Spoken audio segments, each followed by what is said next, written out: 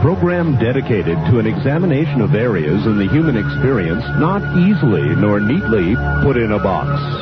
Things seen at the edge of vision, awakening a part of the mind as yet not mapped, and yet things every bit as real as the air we breathe but don't see.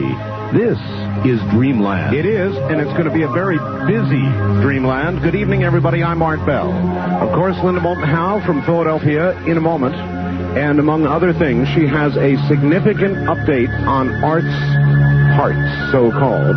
Parts from a alleged UFO crash at or near Roswell. Followed by Dr. Bruce Goldberg, and we're going to talk about something called conscious dying. Conscious dying. I'm not sure who would do that or why, but we're sure going to find out. Now, without going into detail, because we don't have time right now, I've got several new, very important items on the website. Bruce Goldberg, speaking of fascinating things, is coming up next. And he's going to talk to us about conscious dying. Now, Dr. Bruce Goldberg received his Doctor of Dental Surgery degree from the University of Maryland School of Dentistry, and his hypnosis training from the American Society of Clinical Hypnosis. He earned his master's degree in counseling psychology from Loyola College. He's been all over radio and television for many years in this country. He wrote a book called The Search for Grace. And from the L.A. area, here is Dr. Bruce Goldberg. Hi. Hi, Art. How are you doing this evening? I am very well indeed. Thank you.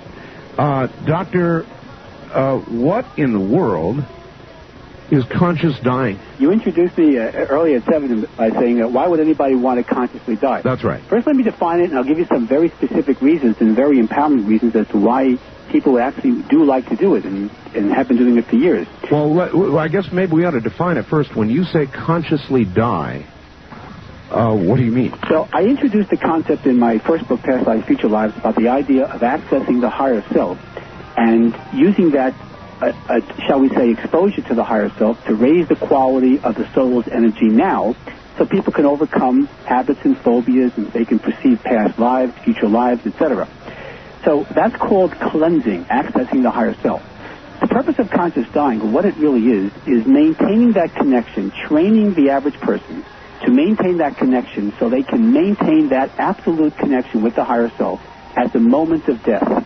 Even though they're perfectly safe now and they're not dying now, what they're doing is learning how to maintain that connection so at the exact precise moment of crossing into spirit or clinical death, they can now merge with their higher self in what I call a conscious out-of-body experience. All right, I'm struggling to understand this. We're going to have to bring this down to earth. Are you telling me you're talking about a way to have a near-death experience? Without the near-death part. This is the part, for example, you know how people will have... Yeah, but you're saying it is the identical experience minus the actual physical near-death. That's correct. What it is this is what you can do. Most people do not.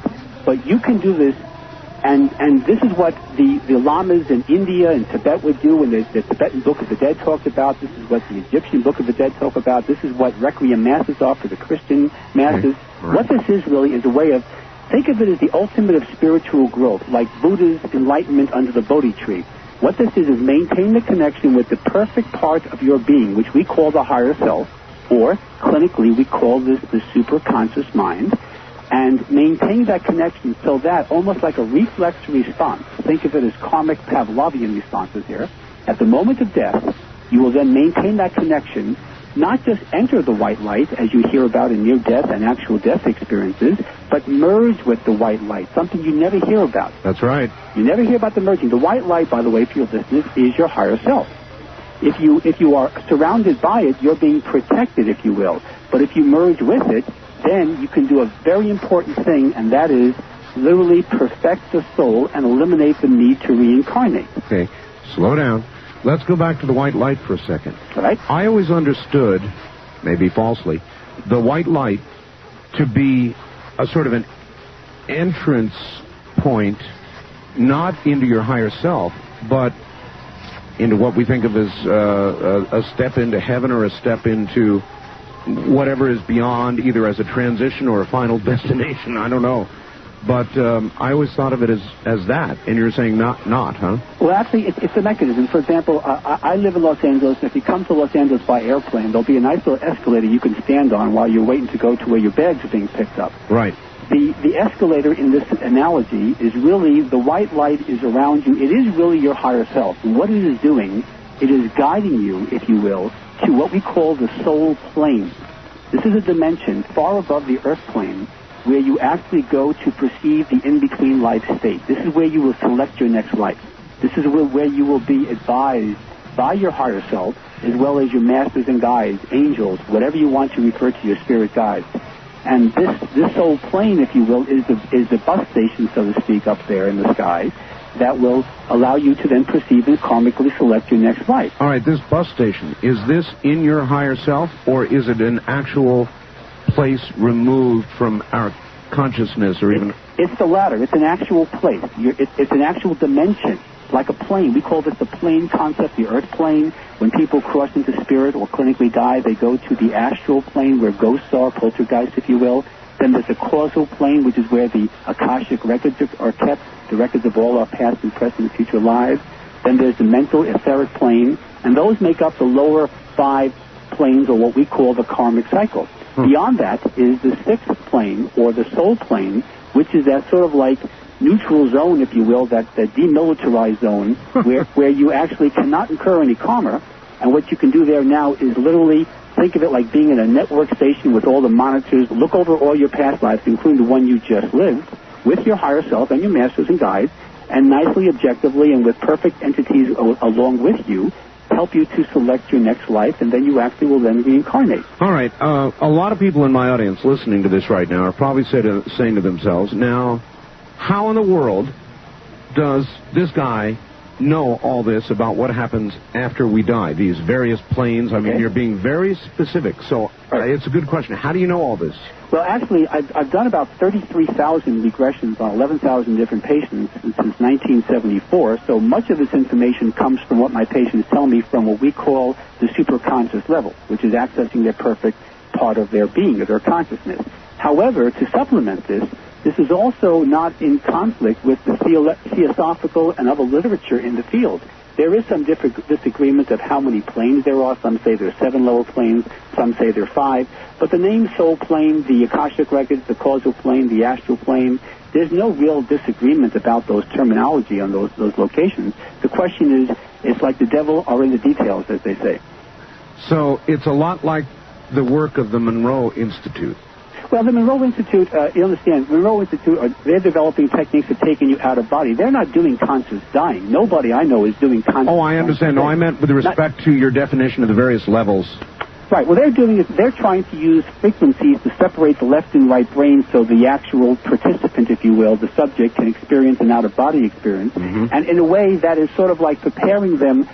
Indirectly, they're really doing this without really using the terms or the actual specifics, because they don't really promote themselves as assuring enlightenment or trying to make that connection. The conscious out-of-body experience, or the COBE, if you will, is a term I coined several years ago. But what they're doing is, in principle, they're doing a regular OBE, out-of-body experience. All of our dreams are examples of out-of-body experiences. You and your listeners have all had dreams of flying or falling but not splatting, you know. Of course. These are out-of-body experience remnants, which, of course, we know from the research of Krippner and Ulmer from Maimonides in Brooklyn many years ago, and currently UCLA, Stanford, and others have also confirmed it, as many others. So this is a form of like using the ultimate level of the out-of-body experience to not only do that, but also there's many other things you can do. One is that you can also, in addition to cleansing or raising your soul's energy, naturally one of the side effects will be increasing your psychic development. And that includes, but not limited to, progression or seeing into the future. May I ask you about something? Sure. I presume heading toward the state you're describing as conscious dying or a normal OBE, they all seem to begin for people about the same way. I interviewed a fellow named Albert Taylor, last week. Or at least a repeat of that, and he described the way OBEs begin, and they seem to begin with a state called sleep paralysis. Mm-hmm. And I've experienced that. It's a kind of a weird feeling where you seem to be possibly in between but you're conscious Right. and you can't move. The hypnagogic state. I think didn't he write the book The Soul Traveler, I believe? Oh, that's right. Yes, I know Albert. As a matter of fact, he was on a panel on conscious mind we did at the expo last weekend, so I know. Uh-huh. Well, is that about right? And now I've felt Yes, this rushing... This is what the Tibetans would call the swoon. If you read the Tibetan Book of the Dead, they use the word swoon, and they're not referring to somebody having a Southern Belle fainting episode. Right. They're also referring to, this paralysis you're referring to really is you feel immobile because what's happening is that the astral body is separating from the physical body. Right. It's the beginning process. The beginning process of the lift out, as Monroe would call it, the late Father Monroe, of course. This is the beginning of, now, not everybody is going to experience, I don't want to scare listeners out there by thinking that if they get one of my out-of-body experience tapes or the conscious out-of-body experience tape, they're going to have some sort of Art Bell paralysis here.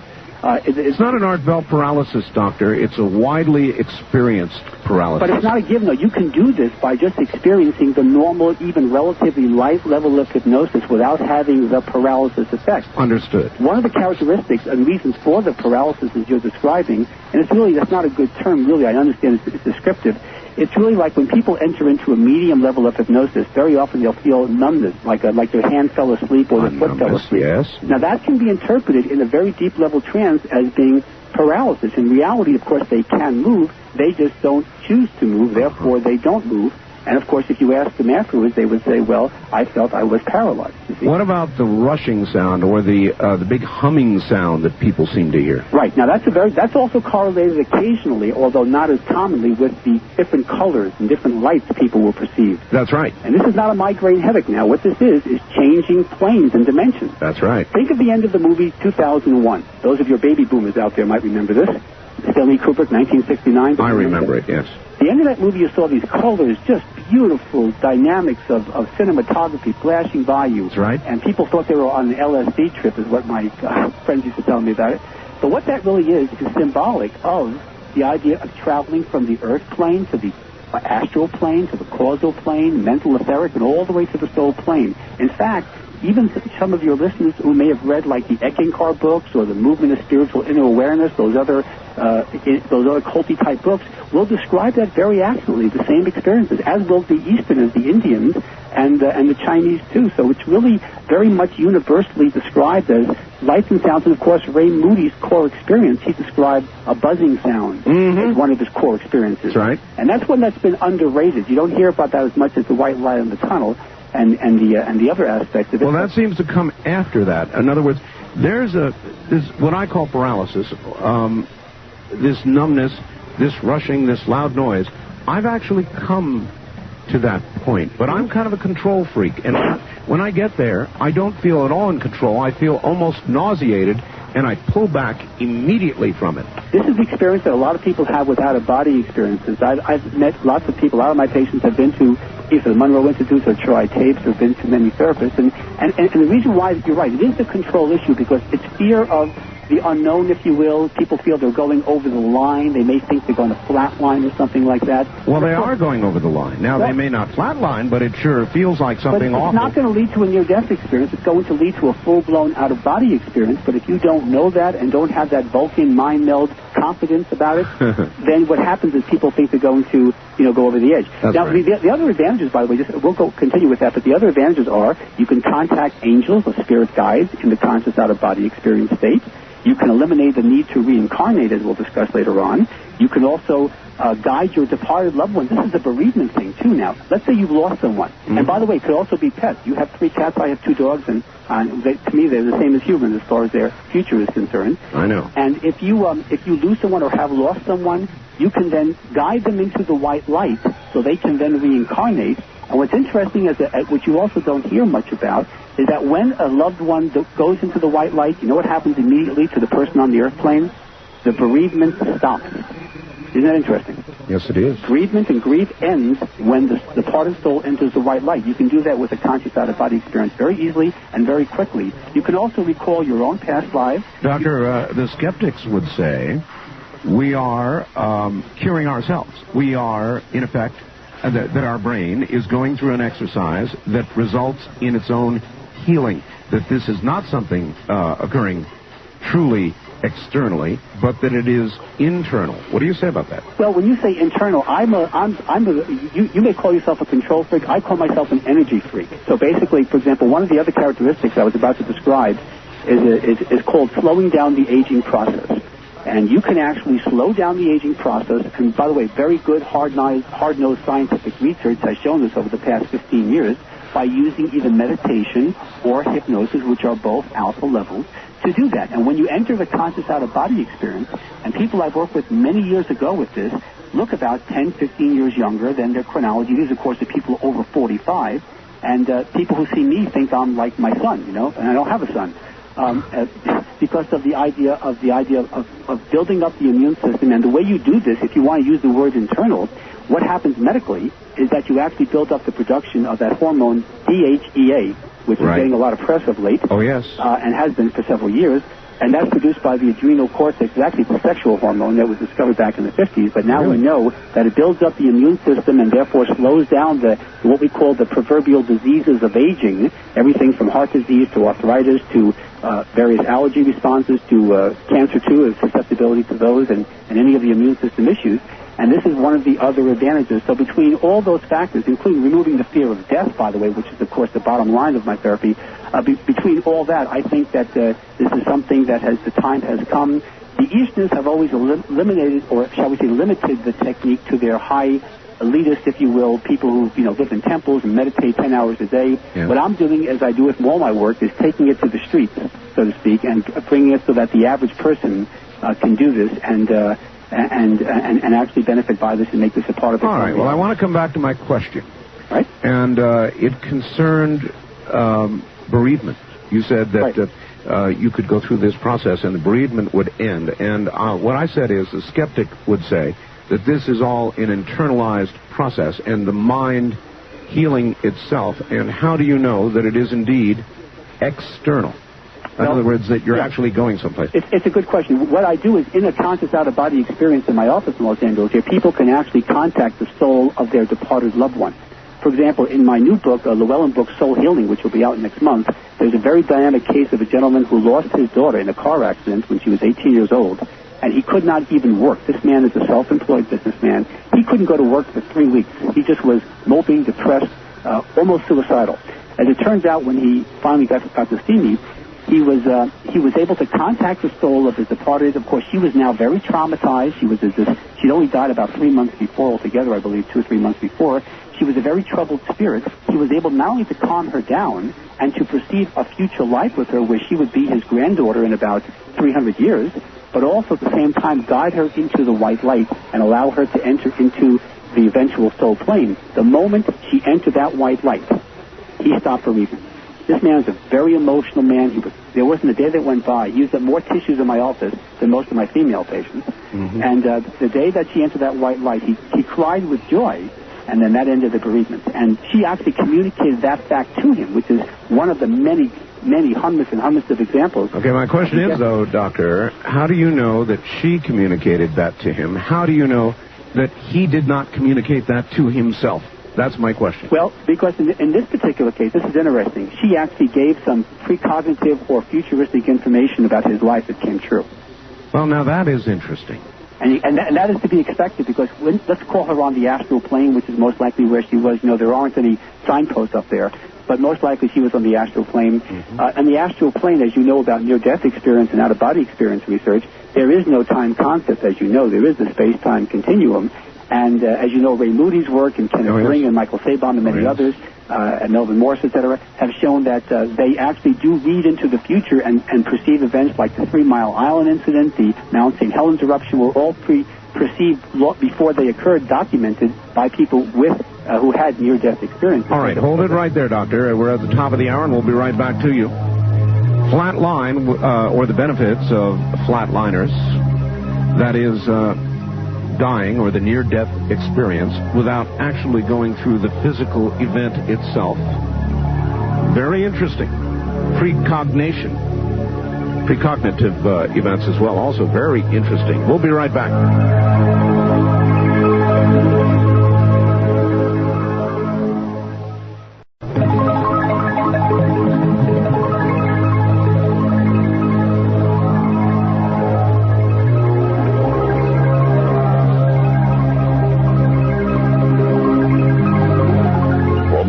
rhythm of 9. We continue with your calls on Dreamland with Art Bell. Now again, here's Art Bell. Once again, here I am, conscious dying.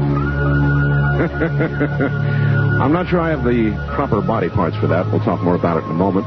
Dr. Bruce Goldberg is my guest, and he'll be right back. Imagine if you can. Without the physical effects of dying. That's what we're talking about with Dr. Bruce Goldberg. And he's got a name for it. It's called conscious dying. Implying, of course, that you consciously make a decision to do the same sort of thing you do if you actually physically die. Once again, Bruce Goldberg. Doctor?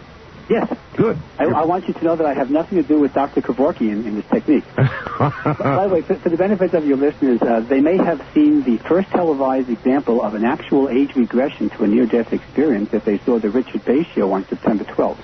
All right. I had the pleasure of taking a gentleman who died in December of last year back into his actual experience. And I also do a column now for Fate magazine, which I sent you a copy of my initial one. Now, let me stop you again. Yes. On the show, you took him back. In other words, he had originally a physical near-death experience? Right. He clinically died for about 4 minutes back in December, the end of December of 1995. All right, and you took him back, and he claims he had the same experience? Right. He described the exact same, which is a very, very dynamic experience of being surrounded by 4 entities who looked like they were dressed in almost like a monk's garb, except it was like a brownish color in a cheeseclothy environment. And oh yeah, he was now perfectly safe, although if you looked at him, you saw a lot of emotions there. But he actually went back to that actual near-death experience. And after the show, of course, he commented on during the show, but he said, you know, Doctor, he says, minus the fact that I didn't feel like I was about to die in every second, that was what I went through a year ago. So he was... what exactly, now, robed figures, human beings or not? No, these would be the equivalent of like his guides, if you will, or his spirit guides and angels, if you will. That wasn't the higher self. The cheesecloth, if you will, was blocking out the very persistent white light, which when the cheesecloth finally, he saw like an opening through it, almost like a break in the ozone layer. Yes. What he saw then, of course, was the blinding white light, which, of course, was his higher self. But these 4 entities were really his spirit guides, trying to guide him and trying to calm him down and trying to orient him. And they instructed him that he would be back. He would have to return to the body. And his only concern, and this was on the show, he says, I don't want to go to hell. That was his only concern. He thought that what his fate was, and they were trying to reassure him that wasn't going to happen, of course. And then he went right back into the body with a blinding flash of light. And what are spirit guides? Are they beings who have lived previously or not? Well, actually, the answer is it's yes and no, but let me tell you what my experience has been. Spirit guides are confused with the term angels, and there's a theoretical or theosophical, or shall we say a theological difference to what I find myself. The spirit guides are really people who you probably known in past lives, and that's what most of my patients report. These are people who you know maybe 400 or 500 years ago, maybe 1,000 years ago, and they have perfected their soul, so now they can do one of 2 things. They can ascend into the higher planes, or go to heaven or nirvana, whatever you want to call it, or they can stay around, what I call the Buddha technique, and be a guide. And they decide to simply help you, and the reason they're attracted to you is because you were karmic good buddies centuries ago. Not every time, but very commonly you are. So these are people who are entities who are just trying to help you to do what they did, and that is to perfect your soul and to be able to then either ascend or remain a guide yourself. Now, people will use the word angels, especially when I work with children and adolescents. When they describe meeting spirit guides, they always use the word angels, if they're Westerners, of course.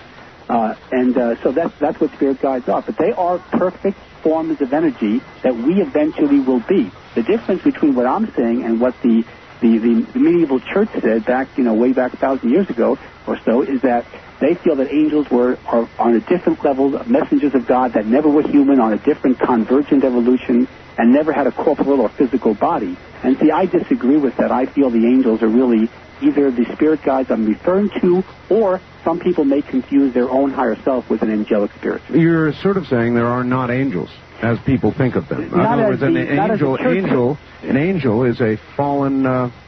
a fallen, shall we say, a cabinet member of God, if you will. Cabinet member, all right. All right, I mean, Satan being one of the big ones, Yeah. But see, that's what the church is, and they kind of get that from, they kind of stole that from the ancient Greeks, and we don't really have any documentation other than simply the proverbial, shall shall we say, the theological old wives' tale here. Whereas we have thousands of examples, in my practice alone, thousands of examples of people, no one's ever told me that they've met an angel that really was never in the human form. And my colleagues, Kenneth Ring and many others, will also confirm, at least their opinion shares with, we all share, seem to say. So then, according to you, there must not be a Satan.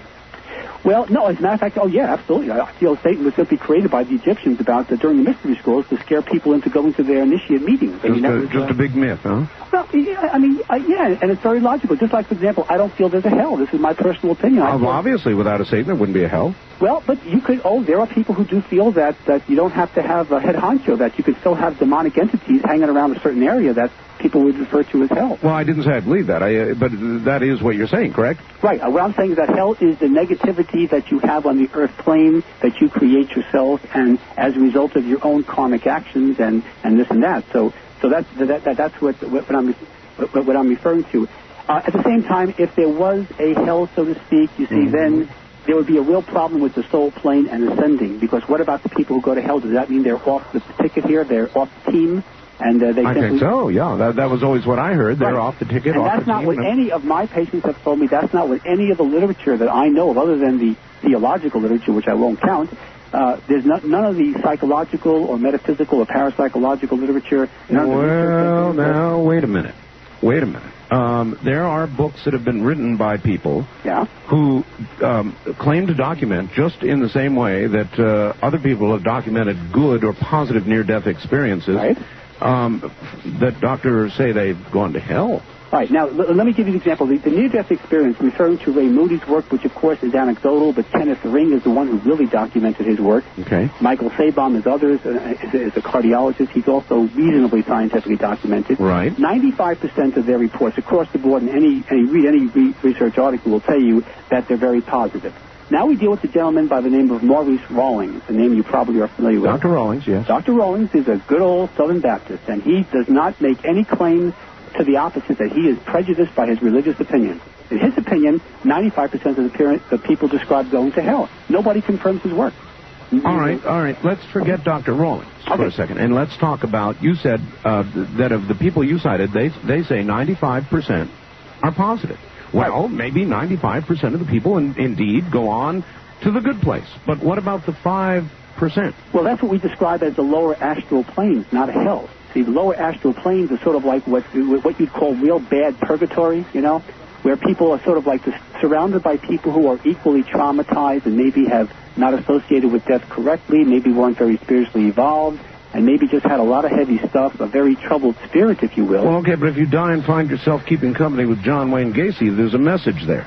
Yeah, but that doesn't mean it's hell, because according to the theory of hell, you can never leave it. You're there for eternity. In this situation, the lower astral planes, you can then go to the regular astral plane. Eventually, your higher self will escort you, so to speak, to the soul plane, and then you can either reincarnate or eventually ascend and go to the higher plane. So there is sort of like probation and parole here, rather than the permanent sentence of, life without parole or eternity without parole, which is what hell signifies.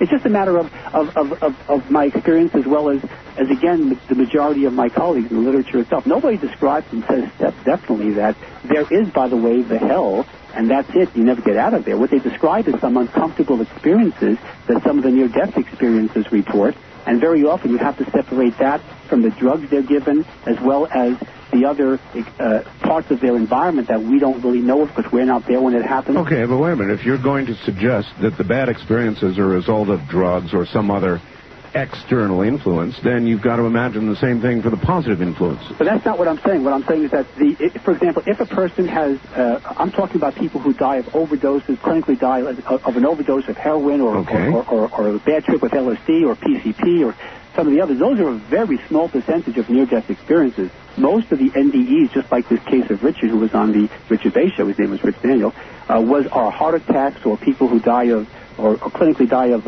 respiratory or other things. Sure. The only drugs they're given, if they're given them at all, are general anesthetics. And we all know from the literature, and I describe this very intimately in Soul Healing, that the drugs themselves could not recreate the actual panorama of experiences, especially the futuristic, the precognition, nor the new lease on life that near-death experiences report. You cannot get that from giving somebody sodium pentothal. it doesn't happen. Nor does the carbon dioxide buildup occur during the general anesthesia. What you get is oxygen, not carbon dioxide. Has anybody done a study of people who have led, by our standards, bad lives? Yeah. Near-death experiences in that group? Well, they don't. I've never read that. I mean, they don't classify. I've never seen a study where they say we only want to get a skewed sample of people who are really nasty people karmically. I mean, if anybody knows of them, please let me know, because I've never seen one. The only ones you get are the people who are supposedly relatively isolated from the near-death experience by pre-knowledge, or the cultural. They go by racial and cultural breakdowns. But I've never seen, good karma versus bad karma, good guy, bad guy, the criteria for that. I've never seen that. But I'll send a message out. I mean, I'm doing this new column for Fate magazine now. I'll put a little message in there about whether that's done. My people, they read the journals that I may not, and if anybody's doing it, I'd like to know. That might be a university project, but I've never ever heard of it. So again, I would have to say that I don't have any experience. Well, if we want to discover whether or not there's a hell, that's a good way to find out. It is, but it's not going to convince the skeptic, because skeptics don't believe in near-death experiences being proof of death anyway. But let me give you a good example of how you can actually prove this, and I brought this up on the Richard Bay Show. I like that. Go ahead. Here's an example. We have something. You know what flatlining means? Oh, yes. Electroencephalograph is flat, which means you're dead. Good night. Nobody's going to deny that. No scientist is going to deny that. Right. Now, people say, oh, well, doctor, if you have a near-death experience, you're just fantasizing some magical white light for tunnel, and you've just read Ray Moody's book. If you have a hallucination, if you will, or a fantasy, guess what? You can't have a flat line. You understand? The hallucination would spike the electroencephalograph. So we have documentation. Michael Sabom is one example of some of his research, where people have actually read the dials on the machines, if you will, during the emergency room, and they have read dials which, of course, are timed and collated, so that if there was a reading of 120/80 and it was 8:45 p.m., they could know that, and you could check that with the medical records. When they made those readings, they were flatlined. Let me ask this. They couldn't have had a hallucination to do that. Our brains are electrical things, right? Electrochemical, actually. Electrochemical, but definitely electrical. Right. If I put my head into a guillotine and they lop my head off and it falls into a basket, do I instantly lose everything, or is there a period, seconds, a minute? I have no idea. When there's some activity going on and I'm sitting there in the basket going, man, I'm in a basket. Okay, well, again, by our definition, technically the chicken without the head, so to speak, your heart will beat for a few seconds or so you're not going to really die instantly by that definition. But the problem is most of our medical definitions today in the 20th century, we say no neural activity, no life. And you would not have neural activity if your head was in a basket. Instantly. But you see, the heart the neural activity would. But the heart is still beating. See, so but forget about the heart, because the head's not on it. That's why I use this as an example. Well, in that case, then, by your definition, or by the definition of neural activity, you would definitely be flat-lined when the head was lopped off, the moment that it was lopped off. But of course, if you maintain the connection with your higher self at that moment, you would consciously die. And then you wouldn't have to worry about coming back and doing another radio show. You'd be ascending. But, I'm not trying to really make fun of this, but the point of all this is the conscious dying is really a very dynamic technique. Your listeners out there would like to not only know what's on the other side and also be fear of death, etc., but they would also like to help their loved ones. They would like to help their family themselves now. They would like to empower themselves. They would like to deal with the idea of growing spiritually. I agree with you, Doctor, and I, too, want to know how to do it. I said at the beginning of the half hour, I don't have the proper body parts to do it, because I just refuse to let go. But let's say that somebody wants to do it. They want to let go. What is the process they use to very experience simply, I developed a very simple self-hypnotic technique, which I call the conscious out-of-body experience, which is a marrying of two major techniques that I use. One is the superconscious mind tap, which is a way of accessing the higher self, and the other is a standard out-of-body experience. If you grasp the two together, 2/3 superconscious, 1/3 out-of-body experience, you get what I call the COBE, or conscious out-of-body experience. Now, let me just go over this system just for a moment, and then this will really give you a much better understanding. Normally, when you die, whether it's a near-death experience leading to death, which is the usual pattern, sometimes you don't necessarily have to have that, although I do feel you do. You die, and then because you haven't consciously died, which is 99.99% of the population, what you do is enter what we call unconscious dying. Near-death experiences are examples of unconscious dying. This is not what you want to do. What you do then is go to what we call the you experience the disorienting forces of the karmic cycle, which is very, very confusing, to say the least. Yes, Can I just 1 second stop you? Among that group of people, is that how we end up with what we call ghosts? Well, yeah, ghosts are basically people in between lives, the bardo state, as the Tibetans would say. But, yeah, of course, ghosts are simply people who have not entered the white light. They've unconsciously died, and they don't really even know they're dead. That's correct. They're unconsciously died. They've unconsciously died, and they are sort of like staying at the party too long. You see? And sort of like they don't know who's got the keys, you know? Right. Basically, so let's go back to the system. So you die unconsciously, which is the uncomfortable way of doing it. You go to the disorienting forces of the karmic cycle. Now, all of your memories of your past life are going to be wiped as you do that, right? You're going to have a clean slate. You will go to the soul plane eventually with your higher self as your guide, as your, shall we say, holding your hand.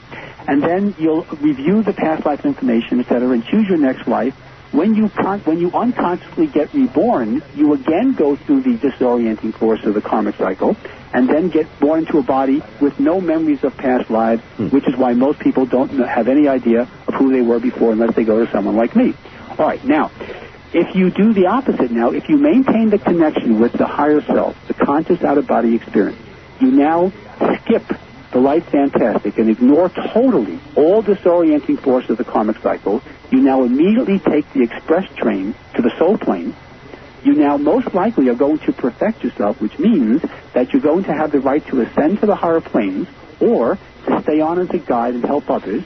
If you have so much karma that you can't wipe it off, you will then go through the process of choosing a very highly spiritually empowered new life, being consciously reborn, therefore not going through the disorienting process of the karmic cycle, having memories now when you are born of your previous lives, being very spiritually evolved, and being very psychic. And one good example to illustrate this, I actually have a documented case of this now. All right. Here's a case of a woman named Edna came to my office in 1979. She was dying of cancer. She had about 2 or 3 months to live. She was depressed. She used to play the piano, but she has arthritis, so she couldn't do that. Her cancer was very painful. Her children had left her years ago, no husband, alone, depressed, everything. She contacts her higher self, and her higher self she calls Shamani as the name of her guide. All right? And she goes through this process. Now she's no longer depressed. She's going to die shortly, but she says, "Doctor, I feel very good. I just want you to know that we will meet again." Now, most people, very often people say that to me, but not when they have 2 months to live. So she dies 2 months later, 2 or 3 months later. I was told she died by her neighbor who used to bring her to the sessions, and she died with a smile on her face. Okay. Now, we go to 1988, 9 years later. I get a call from the Midwest from a couple. They want me to work with their unusual daughter, as they described, and they think she's possessed by some evil spirit. They bring her to my office, and this young girl, her name is Paula. She's 7 years old. Mm-hmm. She is talking about the fact that she says, life is very difficult, and I don't like having cancer, and I don't have a family. I don't like being abandoned. Mm-hmm. And I said, you're perfectly healthy medically. And she says, well, I'm just telling you that she likes to associate with her grandparents. She likes older people. She has a natural talent to play the piano, especially classical music. All right, I'll tell you what. We're going to have to break this. Okay. So sit tight. We'll be back after the bottom of the hour, and we will finish this story. Worth finishing, obviously. I'm Art Bell, and this is Dreamland. My guest is Dr. Bruce Goldberg, and I guess we're talking about the nature of death, really. Conscious dying, a way to do it and understand what it's all about before you actually have to do it. And this is one of those things like taxes that we're all eventually going to have to do, right? Don't forget there's a lot of new stuff on the website, www.artbell.com. I'm Art Bell. My guest is Dr. Bruce Goldberg. The only number not given on there, and we're going to get the lines open shortly. Once again now, back to Dr. Goldberg, and I want you to finish your story. Sure. I love proof. One of the main things we do on this program is try and discern if there really is life after death. So go right ahead. Okay, just to briefly summarize, this woman, Edna, who was dying of cancer, saw me in 1979. She couldn't play the piano because of arthritis. She contacted her spirit guide, which is really most likely your higher self. She referred to it as Shamani. She died a few months later, and 9 years later, 1988, I'm working with a young 7-year-old girl named Paula from the Midwest, who, of course, knew nothing about Edna. Sure. And she comes to me. Her parents think that she is possessed, some evil spirits or whatever. She's saying these unusual things. She's talking about having cancer, which, of course, the young child does not. Uh-huh. She's talking about how how her family has left her, how she also likes to be called by a name of Iffy, which of course does not represent her personality. But Edna wanted to be called Iffy because Edna was very indecisive. So when I see this, I pull out Edna's record as I'm working with her, and sure enough, the young Paula goes into her higher self, her conscious out-of-body experience, and tells me that my angel says hello to you. And I said, who is your angel? She says, my angel is Shamani. Oh, my. So Paula apparently was the reincarnation of Edna. Now, she consciously was reborn. At the same time, she was having, as a child, as an infant, she literally had these memories of her past life. She's also was a model student. She had playmates. She did like to associate with older people like her grandparents, but she also had a lot of friends her age, and she was one spiritually evolved little soul. So, I mean, here's an example of conscious dying, conscious rebirth, and actually reincarnation evidence. All right. How would a skeptic approach that? Is there any way for a skeptic to approach it? Now, in other words, you've got a child with evidence that she couldn't possibly have, and information about an adult who had died. Right. There's no way. I mean, of course, a skeptic will always say, well, how do we know that this wasn't some confabulation? And I say, well, somebody's pretty patient, waiting 9 years. And by the way, none of these people did it with the expectation of me writing about it in my columns or this is going to be in a new book. Or they had no knowledge of doing that, nor did I at the time. So really, this is another suggestive evidence. Just like, for example, in the Search for Grace case, the CBS movie that was made out of my last book. Yes. This is a case where this was documented on networks and independent research was there. This was a case that I received a couple of calls from some reporters who said, Doctor, we're going to get you on this one. And I said, fine, do your research. I never heard from them again, which means that they confirmed the research. Yeah, they couldn't. That's right. I'm sure that's right. Or you would have. I would believe you. I would be on hard copy. You'd have been. That's right. The target of a lot of stuff. Listen, let me ask you. You mentioned that they thought this young girl was possessed. Right. All right. I interviewed, and will interview again soon, Father Malachi Martin. Father Martin does and has done for the Catholic Church for 30 years exorcisms. Mm-hmm. And it leads me to the question of possession. Is there such a thing as possession, in your opinion? Yes, as a matter of fact, there is, and let me just tell you why this wasn't. The reason why the parents, you have to understand, these were very Pentecostal type of people from the Midwest who were not very well educated, right, and assumed that a child who's speaking with the vocabulary of an adult, yes, and talking about having cancer and having a family, must be possessed. Of course. Now, in reality, what possession is there are demonic entities out there, and I will be the first to testify to those, and there are many others who will do it. This is different. Now, this isn't the hell substantiation. What this is, there are entities out there that are not angels. They're not perfect entities. There are true demonic entities. I've only dealt with myself what we call the minor ones. I've not dealt with the ones that would cause people's head to spin, if you will. Yeah. But there are minor demonic entities who've been around for a long time, real long time, and who try to literally possess humans. What are they? What are they? Well, again, this is where you can call them, if you will, they fit into the proverbial fallen angel mentality. They weren't corporal people as far as I know. When I've communicated with them, of course, they lie all the time, so you can't believe anything they say if you read the literature, but they apparently have knowledge they have tremendous knowledge. They can speak languages, they can write Latin, they can write ancient Greek, they can do all these things, so apparently they fit into some lower level form of what people might refer to as an angelic or perfect entity, if you will. Perfect being that they came from a higher source. But again, their purpose is simply to take over the body and to take over the earth, which of course they're failing miserably in doing. But they are definitely very high-powered and very nasty entities who do not mean us well. Well, then what is the difference between the lower levels you talk about and hell? I mean, effectively, what is the difference? If you have beings that are this demonic, this terrible, right? Then we're playing with semantics here. Not really, because this is why. The definition, this is my definition. Maybe we have a difference. Let me show you what my semantics are. Right. Maybe we can compare the two. Okay, we'll compare notes here. All right.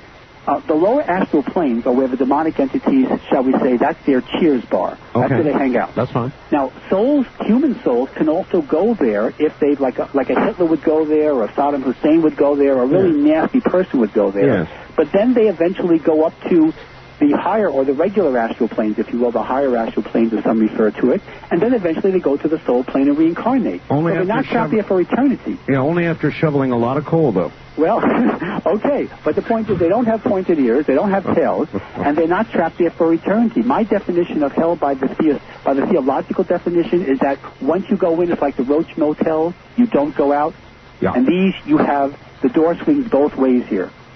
See, so therefore, I don't call that hell, I call that the lower astral planes, and there are escape clauses, and you can sort of like get your card punched and leave the dimension and go on to one that is a lot more functional. Yeah, it's true. The traditional religious view is you go to hell, you're there for eternity. That's it. One-way ticket. One-way ticket. And so therefore, so if we have, I don't think you and I have a semantic difference. Maybe some of your listeners might, but again, most people today think of, when they look at their lives today, they look at all the negativity going on and diseases floating around. They say, hey, hell can't be a lot worse than this, and I try to empower them to realize they can actually go far beyond that and create their own reality and consciously die and not have to worry about coming back to earth plane. Well, what do you say to the preachers then who preach hellfire and brimstone and say there is a worse place than earth, and if you don't do what you're supposed to do, you're headed there? Well, they're not on my Christmas card list, and I'm not on theirs because I don't believe that you need an agent. I believe you can actually cut a TV movie deal, which I didn't get book published without having an agent. I also believe you can perfect your soul without an agent. The theologians themselves, the priests, rabbis, and ministers, God bless them for what most of them want to do. I have no problem with most of them, but I do have a problem with the theory. The theory is you need them, codependency, to get to heaven, and I have a problem with that. Well, actually, I do too, and I actually agree with you. You don't need an agent. It can be done within yourself, without question. But you understand, if you don't have the agent, then you don't have the bureaucracy cannot be supported by the proverbial tax-free donations, and there's a self-interest mentality here. And I don't think people are that stupid where they just don't realize that. I think it's, in my definition of spiritual involvement, codependency. Doctor, that might be kind of an elitist position. There are a lot of people who need agents, who need the help, and I tend not to in any way criticize them or put them down or even suggest they're a lower level of evolutionary scale. Well, I'm not saying evolutionary either. What I'm saying is that it's equivalent. Like, for example, my purpose in life is to make myself obsolete. I don't believe, although I do feel most people do need therapy, I really don't like that concept. I like the idea of people being trained to be empowered. And when it comes to, people can believe in any religion they want to. God bless them, and I'm a First Amendment activist, which includes religion as well as, speech and press. And I feel that they can believe in anything they want to. I'm a monotheist myself, but I'm a free agent, if you will. I don't take my formal association with any established religion per se. I just believe in one God. No, that's fine. That's absolutely fine. But it's also fine if you're a Jew, Christian, or Muslim, or a Shintoist, or Buddhist. My point is that, but if you do that to the extent where you are going to be depressed by the negativism. For example, we have a good thing coming up. Let's talk about millennium issues. People think that next year, the UFO type, some of them feel that next July is it for us, and the UFOs can take over. Some people feel that, of course, the Casey's, the Bible, the Nostradamus, and your friend Gordon Michael talks about the Earth splitting up, or the United States splitting up. And I'll tell you right now, it's going to be a St. Patrick's Day parade on the year 2000 and January 1st, because that's not going to happen. And this is the kind of mentality where people, I feel, of course, living in Los Angeles, I have patients and people who come to me that literally have panic attacks, driving their car, just drive east. I don't blame them. I don't blame them. I was just down in Los Angeles, and I can tell you I almost had a panic attack, and I wasn't even driving. Well, remember the statement that I sent you last year, and I'll say it again. There will be no earthquakes larger than the Northridge earthquake, no 7.0 or larger Richters in Los Angeles or any Southern California area between now and the year 2050, as I reported. My patients told me in past lives, future lives. And we are not going to see California floating into the water. I will be a landlubber for the rest of my incarnation. Now, let's get this straight, all right? There will be no earthquakes larger than the Northridge earthquake. Well, we'll round it up and say 7.0, okay? No earthquakes greater than 7.0. Right. Between now and when? 2050. 54 years. 54 years. There will be no Armageddon. There will be no nuclear wars. There will be no economic collapse. Wait a minute. I want to bet here. All right. Let's go to 2010, because the chances are good that Dr. Goldberg and Art Bell will be alive in 2010. Why don't we make it 2012? That's when the Mayans feel the Pleiadians. 2012, you got it. 2012, all right? I'm willing to bet you $1,000 that there will be an earthquake greater than 7.0 in California. Well, or the Western U.S. before. There are no laws against betting on the radio, but you're on. I don't really care. You're on. $1,000. 2012. As long as James Randi doesn't hold it, you're on. You're on. This is on the air, and this is live, and this is That's right. It's the easiest 1,000 I ever made.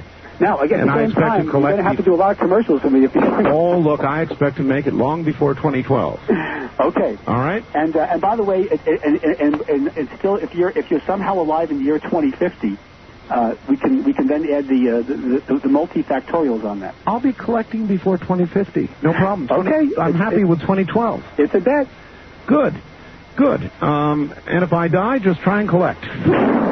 Look, as a matter of fact, you asked about questions. Let me tell you about a skeptical question. People say to me, you know, doctor, how do I know that if I'm going to consciously die, this is going to work? And I said, look, if you come back to the earth plane when you consciously die, and if you don't perfect yourself, you come to me in your next life, and all your fees will be refunded. Well, that's a money-back guarantee. So it's a lifetime money-back. It's a future life money-back guarantee. All right, look, I would like to take a few calls, so let's spread it around a little bit. Let's so do it. East of the Rockies, you're on the air with Dr. Bruce Goldberg. Hi. Hi, thank you for taking my call. Sure, where are you? I'm actually calling from Bemidji, Minnesota. I'm from Stillwater originally. All right. Oh. And I want to thank you, Mr. Bell, for your shows. I'm really learning a lot, and I appreciate that you're putting those kind of shows on. Thank you. I'd quickly like to get to a couple of questions. What's your name now? Pardon me? What's your first name? Sue. Sue. Sue. Okay, Sue. Yeah, hi. I had a couple of spontaneous out-of-body experiences when I was fairly young and didn't know what they were until I started reading some literature about astral projection and out-of-body experiences. Right. And when I tried to start practicing it to do it consciously, I had an experience, one of the first times I tried it, of there being this kind of flash of blue light in the room, and it felt like there was a hand in front of my face about an inch above my nose. Okay. And I heard this voice say, no. And I never tried it again. All right, now, this hand that said no, did you feel any kind of a feeling of like impending doom or negativity or positivity or anything in between when you had that experience? It was like someone was protecting me and saying, don't do this, it's dangerous. Oh. But that's not my question. My question was, did you feel yourself uncomfortable as a result of that instruction or the presence of that blue light, if you will? Uncomfortable in the sense that I was afraid that I was doing something dangerous and that now, I had let me give you it's a very good question, Sue. I'm really glad you brought this up.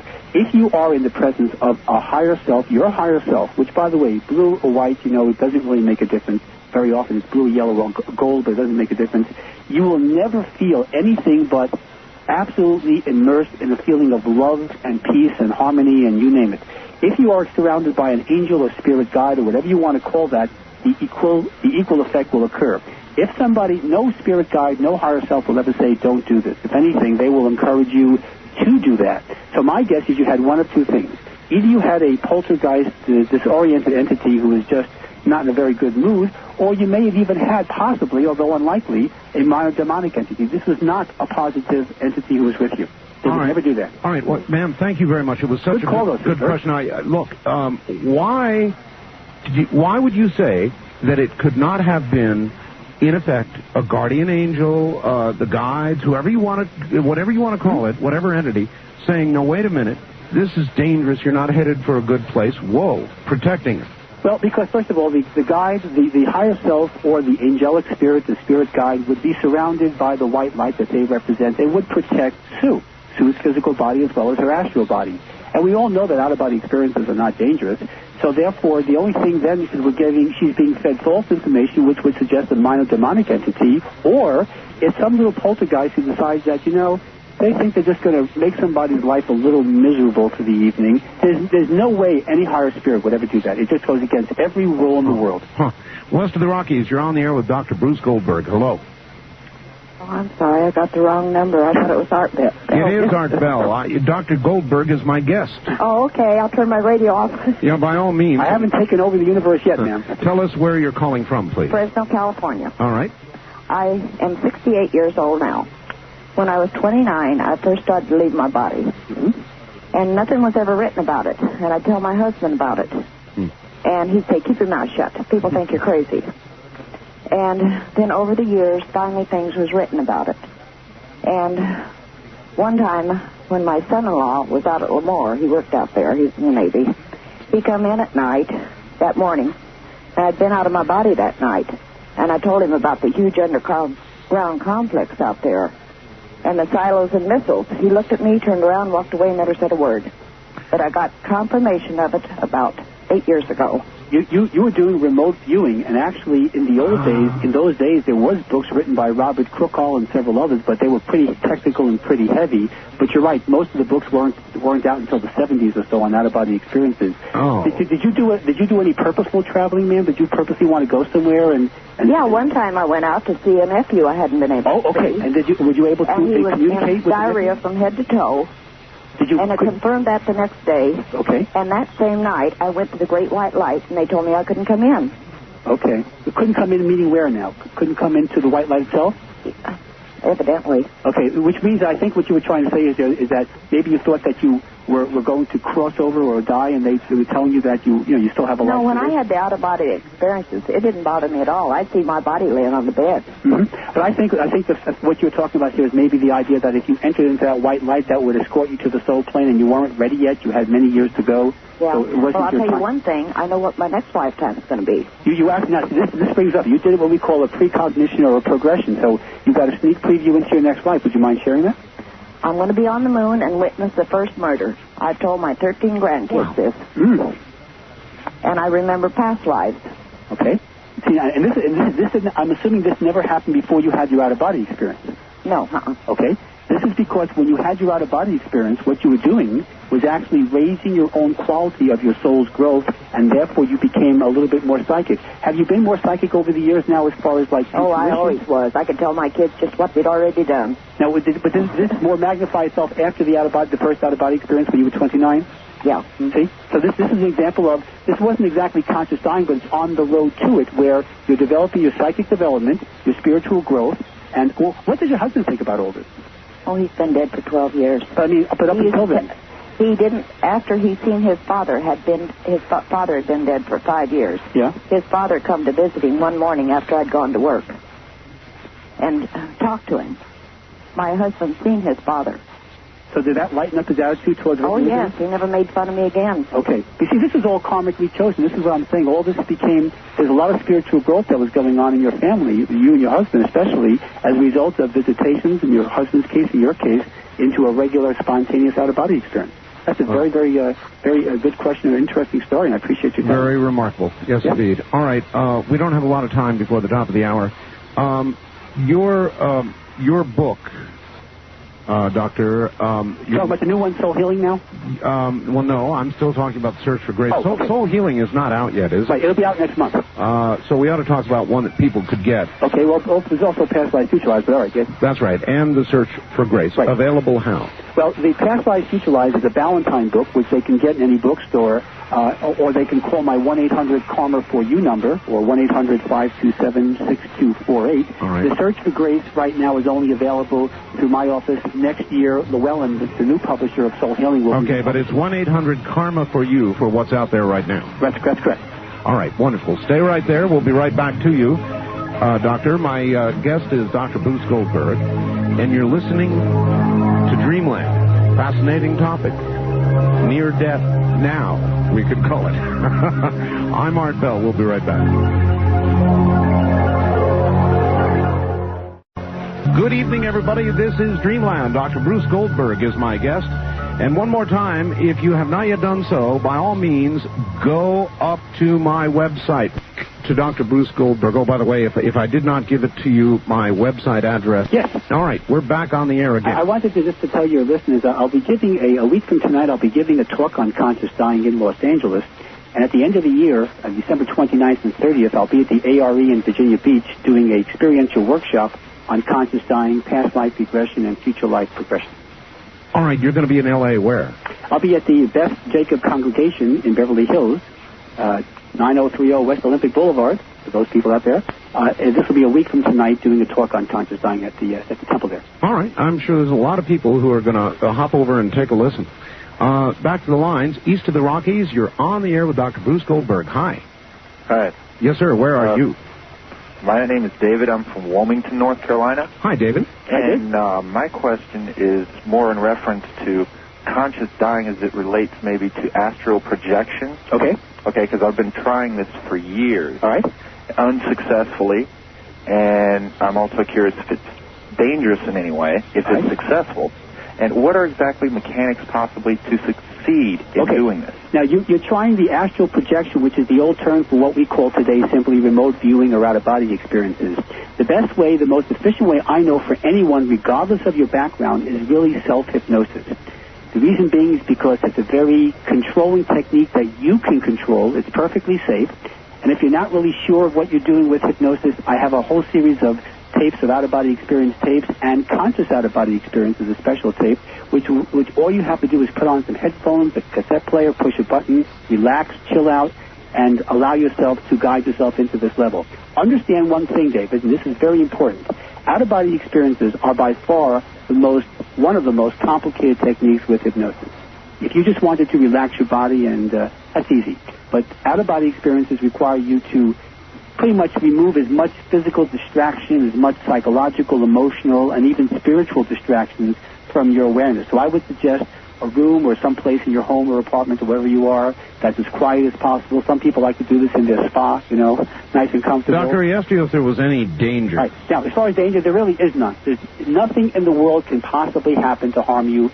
Even if there was some demonic entity around or some negative poltergeist, some negative bad hair day spirit floating around, at least the tapes that I use, I have a white light protection on that. White light protection, as funny as it sounds, will protect you from anything and anyone.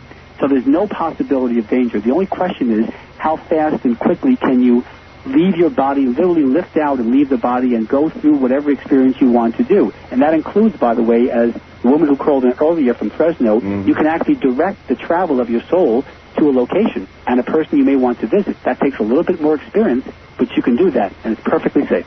All right. Can you freak out and, lose your way? No, you can't. This is not like Houdini under the ice in Detroit, 1906, It doesn't happen that way. The worst that can happen, remember, your higher self is always with you, so you're going to have a presence there that's going to get you back on the track if you think you're just wandering around. And the worst scenario is you'll just come back into the body. That's all. You'll just flip right back, and you travel at the speed of light anyway, so it won't take very long. And you just wake up or maybe fall asleep if it's late at night, and you'll just do your thing. Remember, every night that you dream, which is 3 hours a night, those are out-of-body experiences, and you do tend to wake up in the morning, right? Right. So you haven't, no harm, no foul. So you can't speak to other people out there and stuff? Yeah, it's telepathy, though. Don't expect to have baritones here, The three tenors don't work there. It's all telepathy. All right, I have a question. Doctor, I have a question. And it is, no offense, but you say there is never danger. And I presume one of the ways you conclude that is, as you point out, you go to sleep at night, you wake up in the morning. Right. I would say, what about all the people that die in their sleep? Okay, well, obviously they die in their sleep not because of the trauma of the out-of-body experience. They die in their sleep because their heart gives in or because of some medical or biological reason of aging. That's just part of life. What I'm saying is that their soul is what I'm referring to, not the physical body. See, let's explain the idea of dying in your sleep. It's a good point. When you're awake during the day, we are what we call the beta brainwave level, the normal conscious awareness, the analytical willpower, whatever you want to call this. The alpha level, hypnosis or meditation, is considered a very relaxed state. And if you want to chill out, do some alpha. All right? Now, when you go to sleep at night, your only choices are unconsciousness or the REM cycle at night, which is an alpha level 2, which is hypnosis. The problem is, the REM cycle or the alpha level at night in the dreams is traumatic compared to the unconscious mind because of what you're comparing it to. So if you're going to die in your sleep, and most people do, by the way, die in their sleep, that's equivalent to stress, whereas during the waking day, it's equivalent to relaxation. Well, my point was, though, a lot of people have passed on in their sleep, sometimes for relatively undetectable cause, and we never get to talk to them again, so they never get to say, you know what, I was having an out-of-body experience. Right. And along came this horrible thing, and I detached from my body, and I went to this place, and I wasn't going to die, but I was traveling out of body, and somebody snapped my ethereal cord, Okay. And away I went like a balloon set loose. But Art, I have spoken to thousands of them through superconscious mind taps and conscious out-of-body experiences, and so have my patients. And no one has ever described that. Even in crib deaths, I had a woman whose baby died of crib death, which you know what that is, unknown cause, the baby just dies. Sure. And she spoke to the soul of her 3-day-old baby, and the baby described from the perspective, telepathically of course, that what happened was that it was a poor choice. It was a poor karmic choice, and it decided to leave and go back to the soul plane to reincarnate, and it was sorry that it caused her any kind of bereavement and discomfort emotionally. All right. West of the Rockies, you're on the air with Dr. Bruce Goldberg. Hi. Hello. Hello.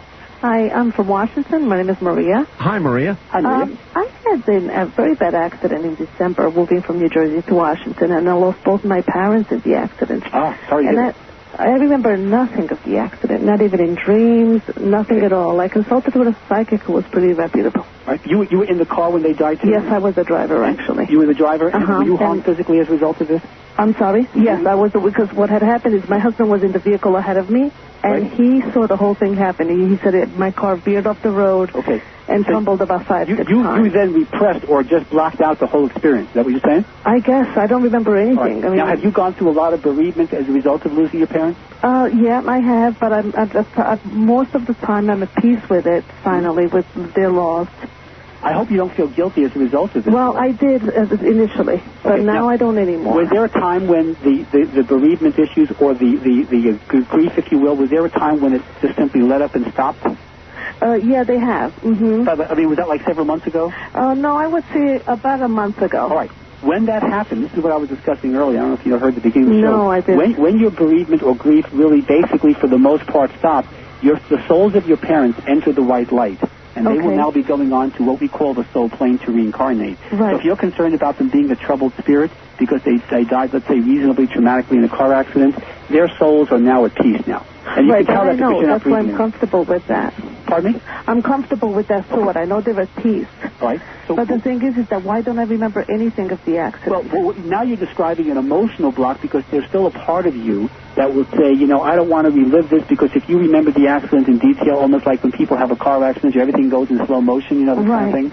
If you were to do that in stop frame, if you will, think of a video cassette player here, then you would be experiencing something and reliving something that part of you might think would bring back either the guilt or the bereavement issues. I see. Or just review something that you just don't find particularly pleasant. Just like, I mean, they thought I must have fallen asleep at the wheel. That was the general concern. And of course, we could hypnotic regression could actually elicit exactly what happened if you really wanted to review that. Yes, I would. For some reason, I want to know what happened. Okay, well, are you in Seattle, you'd say? Yes, I'm about an hour away from Seattle. All right, because I will be up there next May, and if you contact my office, I'll let you know when I'm going to be doing the speaking engagement up there. So I'll be I'll be doing age regression and past life there too. So but this is something that again I believe in always going back and reviewing things because repression usually causes psychosomatic issues. The nice thing about your situation is that you don't seem to be experiencing that now, so obviously you've gone through a lot of your own spiritual growth in the interim. All right, well, she can contact you then when you get to Seattle. Doctor, I have a question for you. Yeah. It is true, and I've experienced it myself, in a major crisis, when you're about to die or something is, you're really in crisis, time slows to a crawl. Right. What is it? What function accomplishes that for us? I've always wondered about that. Well, what that is actually an out-of-body experience. You are now dissociating, as we would say psychiatrically, and what you're actually doing is entering into the alpha level. This is why people who jog and run into hypnosis, they jog for 10 miles and they don't realize what's happened, or you're on the freeway. This is a more extreme example where you don't, in order to take the stress of the incident, especially since very often it involves physical pain like a car accident can, or emotional pain, the woman's case of losing her parents. Yes. So in order to deal with that, the only way to deal with that without stressing yourself into a potential heart attack, a myocardial infarction as we call it, is to just slow things down. Now you're entering the space-time continuum where there is no time as we know it, and that's the only way you can deal with it as an adaptation and adjustment to the emotional stress behind that. It's called the dissociated state. It's very common. All right, got you. Back to the lines we go. First-time caller line, your turn with Dr. Bruce Goldberg. Hi. Hi, Art. Hi, where are you, sir? This is Randy, and I live in St. Louis. All right. Hi, Randy. Hi, Dr. Goldberg. I'm one of those people that try to have an out-of-body experience and never been able to, but when I go to bed, real often, I have that sleep paralysis. Okay, you're describing now what's going on here, but the problem, I'm sure that one of your goals Randy, is that you'd like to do this during the day and not just before going to bed. Right, because it scares me. Right, and you might also want to lighten up the numbing of the arms and legs and what you're calling the paralysis, right? Mm-hmm. Right. Okay, you can do that. Let me show you a much better way of doing that. If you just do, like, let's say you play an out-of-body experience tape, there's a million of them on the market. That's not really going to solve your problem. What I would suggest and what I do with my patients is I teach them to do the superconscious mind tap technique first. This is accessing your higher self. And remember I told you earlier, if you listen to the early part of the show, the conscious out-of-body experience is a melding of the superconscious mind tap with the out-of-body experience. That eliminates pretty much the paralysis, unless you're a somnambule patient, which is very rare. Right. So now what you can do is access the higher self, which will get you out of the body smoother and faster, eliminate most, if not all, of what you would consider to be discomforting side effects like the numbing, or you would call paralysis. Right, that's what I think that maybe there is something, I don't know, evil or wrong about it, because one time I was paralyzed and it's darkness that started coming in. Well, again, see now, when you do this yourself, and if you're not protecting yourself with a white light, that's a problem. I always recommend, and all my tapes have white light protection. If you use, for example, the superconscious mind tap and then follow with the out-of-body experience, both of them have white light protection. Well, you said a problem. That implies danger. No, it doesn't. Even if a person, for example, remember, his higher self is always with him. If, for example, there was a negative entity, let's call it a demonic. A demonic entity is equivalent to us. It would be like a guy going in with a tank to a country that lives in bamboo huts. Demonic entity could wipe you up and have you for breakfast in a New York minute, okay? But the reason why it doesn't is because your higher self is always there with its white light brilliance protecting you. That's why I say it's never dangerous. All right. The only time maybe it's a good time for me to ask this from George in Winnipeg, Canada. Okay. Doctor, why do some religions, Christian, Islamic, consider the OBE to be evil, whereas some religions, Buddhism, many Asian, African, and Central American religions, aspire to the OBE state? I would appreciate your opinion. Because the Christian religions basically all came from the mystery schools, and they didn't forget their forefathers. And in the mystery schools, as well as negative uses of shamanism, there was some nasty uses of the out-of-body experience technique. Not so much the out-of-body experience, but the conjuring up of black magic techniques. And they incorrectly associate all metaphysics with conjuring up evil spirits and conjuring black magic mentalities, and that's really the proverbial old wives' tale that they never really shook, just like the idea that priests are supposed to be celibate when the New Testament never said that, you know? I mean, it's just simply an add-on that was done to keep the masses in line. All right. The Eastern people didn't have that problem because they believe in reincarnation and karma, and they don't have a problem with the theoretical paradigms, although they came from mystery school, too. All right, well, that's a good answer. Wildcard line, you're on the air with Dr. Bruce Goldberg. Hi. Hi, Art. How you doing? Fine. Where are you? I'm in Las Vegas. KVEG. Yes, sir. Hey, I got a question. Well, I got a comment for the doctor. Sure. Actually, it's for, I had an OBE. It took place at night, and I saw flashing white light.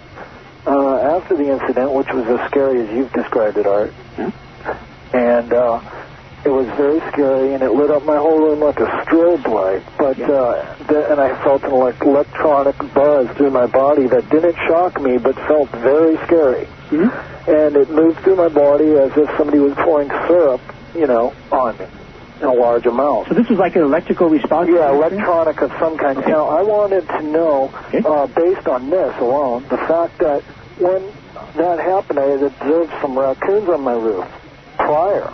Yeah. The raccoons also stopped their activities completely. They were completely silent on my roof, outside of my window. As soon as I started feeling all this, and my room lit up with a strobe light. Now, I don't attribute that to any anthropomorphic, with all due respect, the way you're describing it, it felt like I was under some kind of control. And afterwards, I got up, ran to the windows, and the raccoons also were released, and they ran off the roof. That's how scared they were. The first thing that comes to my mind, and that is that, did you check to see where there was any UFO sightings that night? I didn't, sir, but again, the OBEs seem to pass into that direction occasionally, about 35% of the time. I think you're describing something, again, that would be one thing I would like to eliminate, to make sure there wasn't any either electronic disturbance or even a UFO sighting. But let's say there wasn't. Let's say this was all your own experience of an OBE.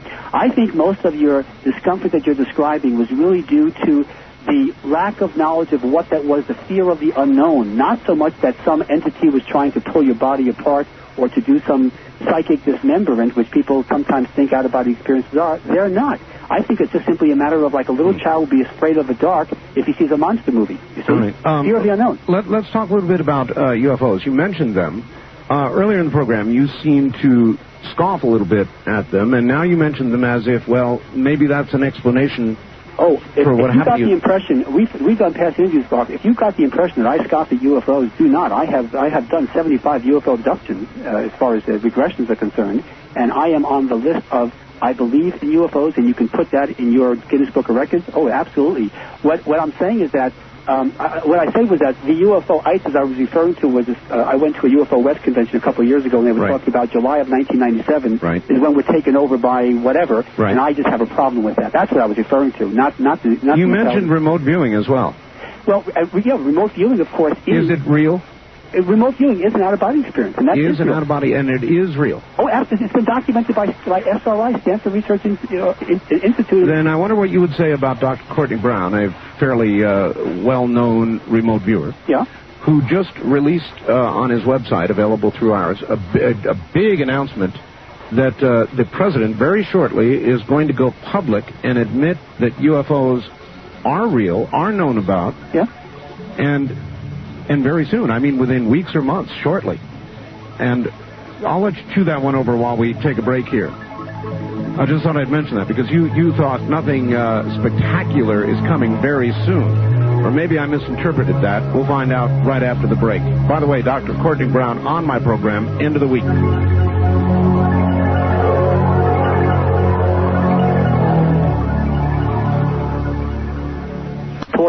Any kind of harm. Going back to the conscious out-of-body experience, where, of course, you're totally protected by an intense bright white light anyway as part of the technique. So far, Doctor, now, wait a minute now. We've got millions of listeners, and at any given moment, only a few of them can get through. All right.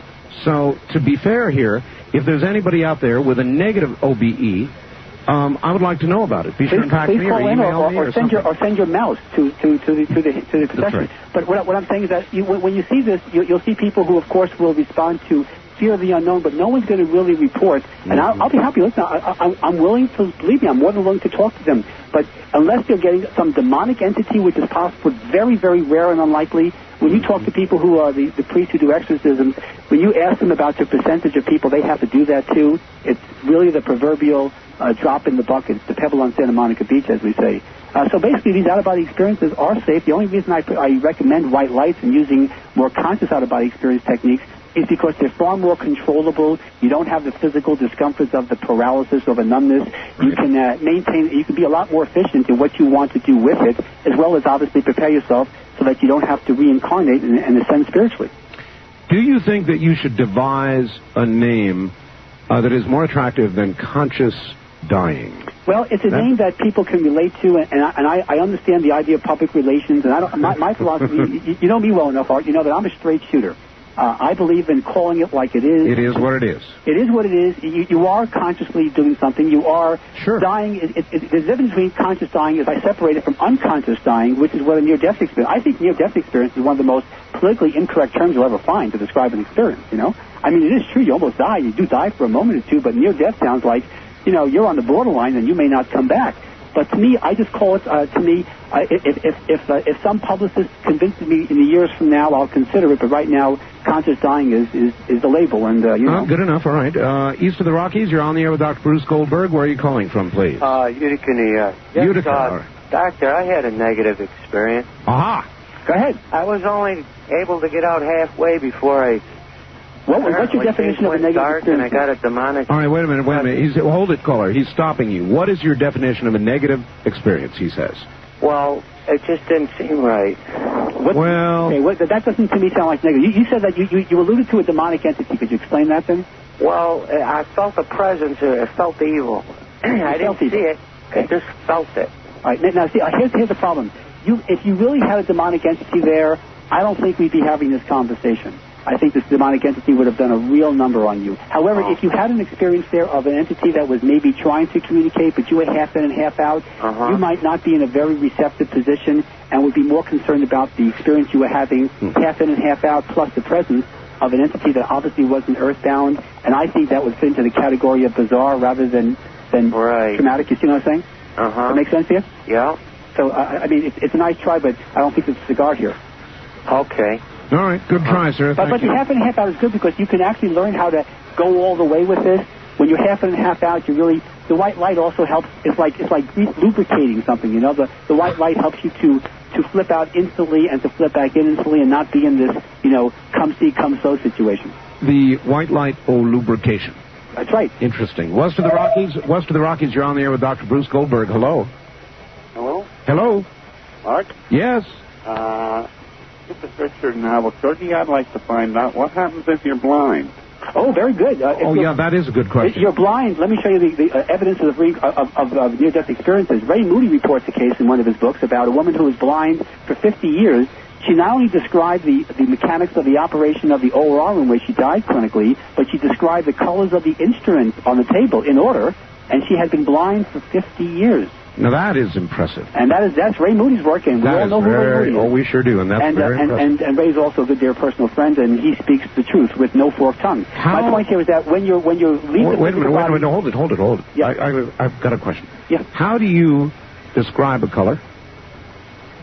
Well, the woman was not born blind. She was blind when she was about 8 or 9 or 10 years old, so she knew what colors were. Good answer. Okay, that's also true. That's Ray's case. All right. But let's talk about the Helen Keller syndrome here. Okay. All right. When the soul leaves the body, it will now retain all the senses, if you will, that you had on the earth plane, whether or not it had it or not. It will be able to see, hear, feel, taste, touch, smell. Everything, even if those senses were destroyed by somebody getting their head blown up in a bomb explosion. Mm-hmm. The soul, the astral body, will experience everything, including the bouquet of the wine on the table. Very good. East of the Rockies, you're on the air with Dr. Bruce Goldberg. Hi. Hi. It's been discovered that if an electrode is placed above and behind the right ear on that part of the skull, that the electrode causes an out-of-body experience into the spirit world. So, guest, are you in favor of arranging to have hospitals to make this a common practice? Well, I don't know what you're referring to.